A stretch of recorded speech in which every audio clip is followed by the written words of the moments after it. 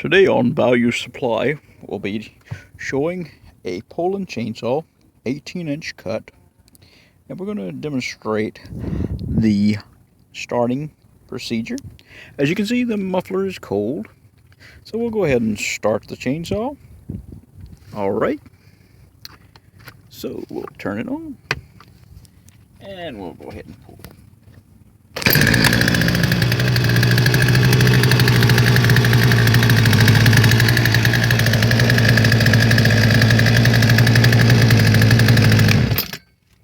As you can see, the chainsaw works perfectly.